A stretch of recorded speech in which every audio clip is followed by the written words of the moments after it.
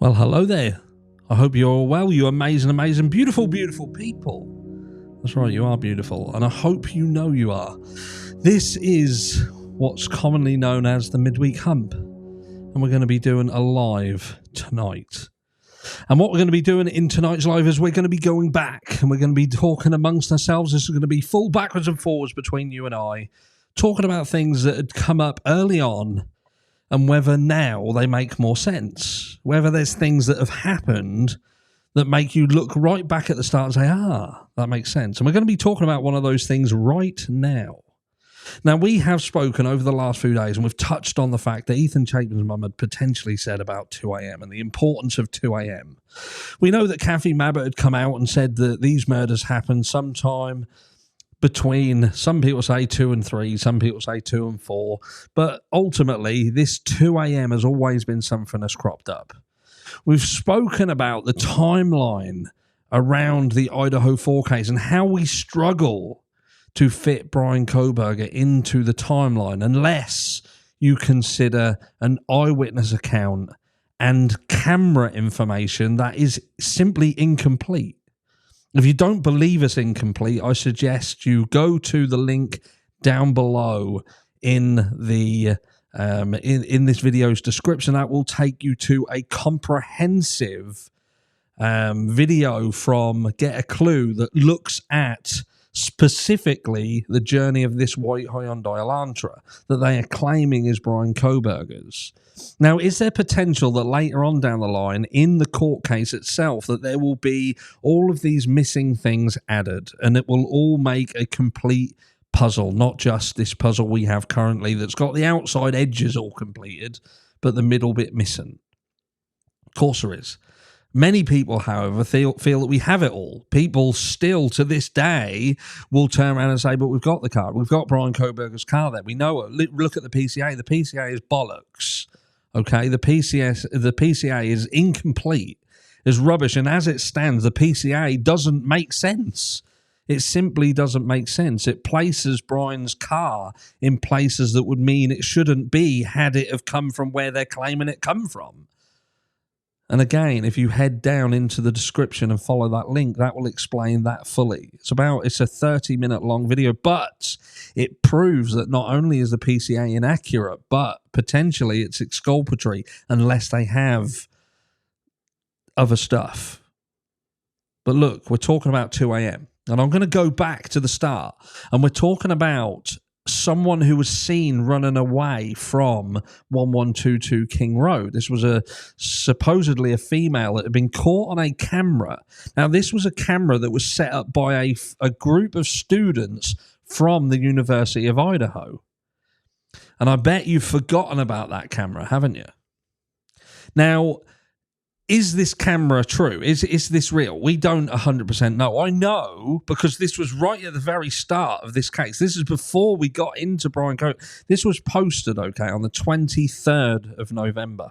And this was posted to the University of Idaho's proper page. It was subsequently taken down. And in fact, it would go on to suggest that the person who had posted this had been removed from the group entirely.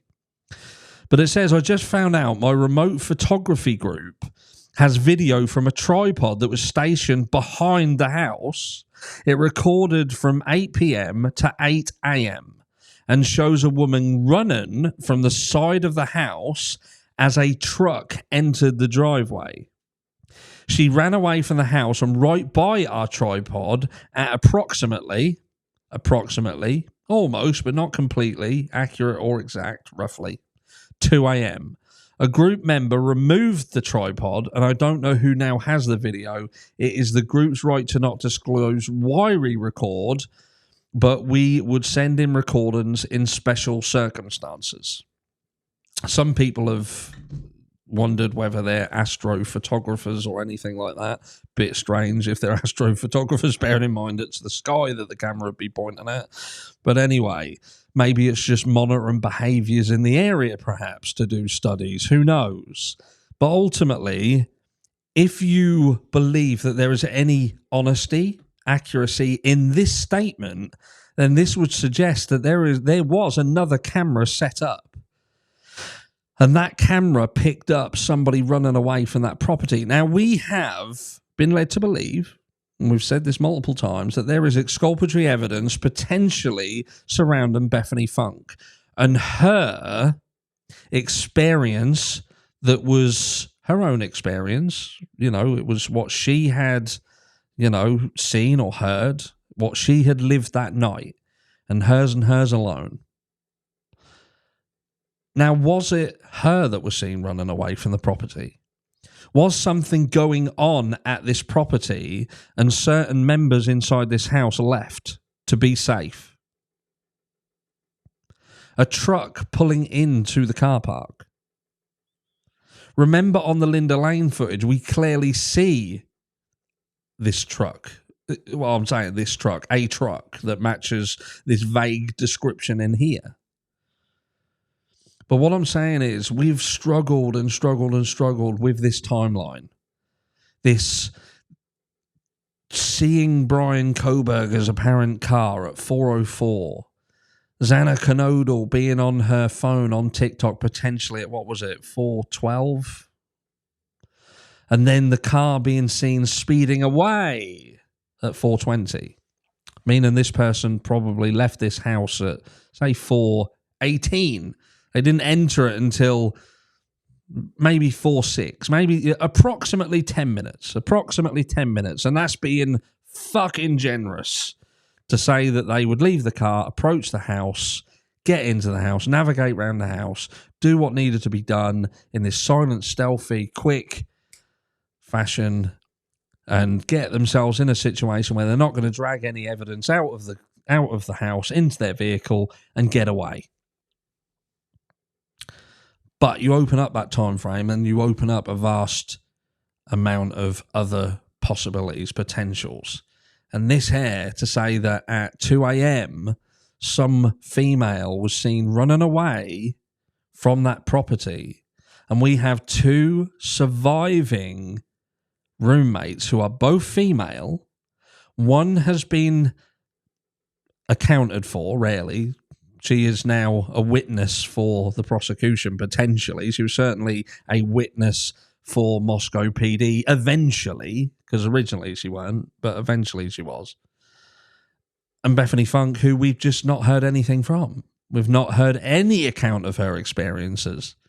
And when you think that we've not heard anything of her experiences, there was nothing included in the PCA, not a mention of her experiences. And the only thing we've heard was from a private investigation that was done on behalf of Ann Taylor and the defense team. They found that there is potential exculpatory evidence there. Now, was it that she had left? Did Bethany Funk leave that property? And prior to leaving, did she see a truck enter that car park and approach that property at around 2 a.m. in the morning? And did something, in fact, happen earlier on in that evening? And that is why the likes of the Chapin family are stating how the 2 a.m. is a dark time for them. And is the university being so good to the Chapins because of their knowledge of that time frame? And again, I'm just spitballing. I'm not pushing blame or suggesting that I know anything, because I don't. I'm just someone from over the pond looking at a crime, going back to the start, looking at some of the things that happened right before we even had Brian Koberger in our sights. And now things are coming out later on and people are mentioning times, and we're struggling with this time frame still. And we've got people who are fantastic at looking at evidence such as clue, get a clue, and looking at the path of this white Hyundai Elantra that almost proves beyond a reasonable doubt that it's not Brian Koberger's. And what I say by that, if all they've got is that evidence that we've been presented with the white Hyundai Elantra, then I can tell you now it's not his car. 100% not his car. Now, unless they've got a load of stuff that we haven't seen, which is possible, I'm telling you now, if all they've got is what we've seen, that's not his car.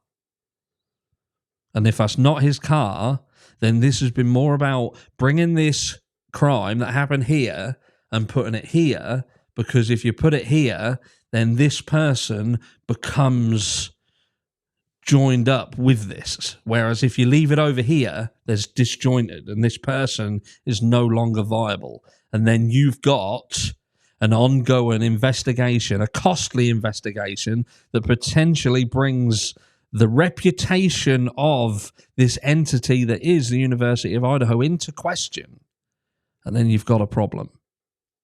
Well, we haven't got a problem. They've got a problem. One that they don't want, never wanted, and have tried their best to avoid by burying everything, including 1122 King Road. Let me know down below. Do you remember this? Do you remember the 2 a.m. running girl? Who was it? And is there any connection to what happened at 1122 King Road that night? Who was the car? What was the car? Why haven't we heard anything? And why is this entire town not saying a fucking word? Sometimes silence speaks the loudest. I'll catch you all in tonight's live.